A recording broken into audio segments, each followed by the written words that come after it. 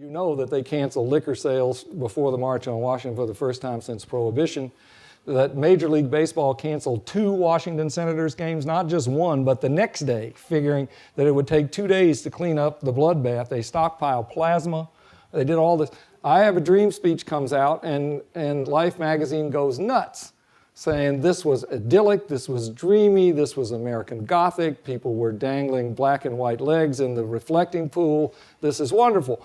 And Bayard Rustin said, yes, I took the egg off the face of white American culture through the media, because it allowed you, predicted Armageddon, and you got a picnic, but now you can say, you can put me, Bayard Rustin, the most unlikely mainstream figure ever. If you know Bayard Rustin, he was a homosexual, he was a draft dodger.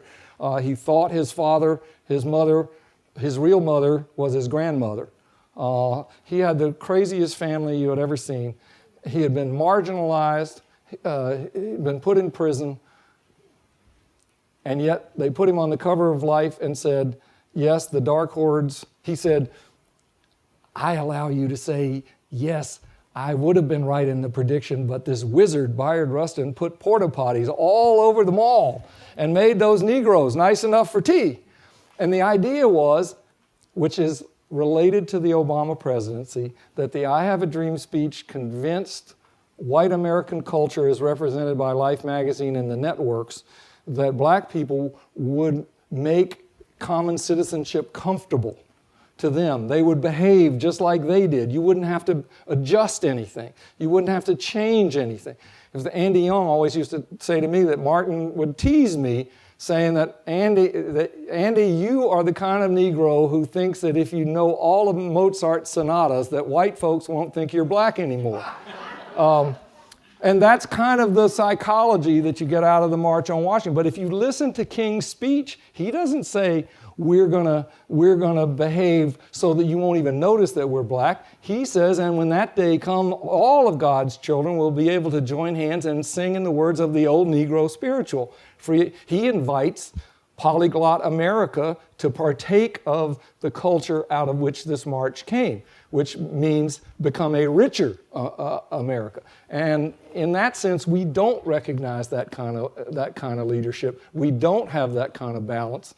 I wish, for tactical reasons, that all the people that talk about race in connection with that history, who tend to talk only about race, would instead talk about the things that race delivered to other constituents, and that the other constituents, the women, the senior citizens, the environmental movements, all the movements that came out of that, would talk about the fact that, but for the fact that a black-led movement broke open those gates of freedom, that we wouldn't have enjoyed all these benefits. Because as it is, we're kind of at a standoff. The one groups, the beneficiaries, are afraid to talk about the black-led movement because they're afraid they're going to offend somebody or betray the fact that they don't know everything or something like that. And the black groups, to some degree, are afraid that they're going to diminish the remaining agenda by talking about other things. And for political and, I believe, spiritual reasons, you get when you give. And it would be better. It would be better and historically more accurate if you had a sense of balance like that this is really how the country moved forward broadly. And it ought to give us confidence that we can tackle really difficult problems that we manifestly have in the country today. And we need that sense of optimism. And that, to me, is why the civil rights movement is about the future, not about the past, in the sense that it's about citizens and this kind of balance.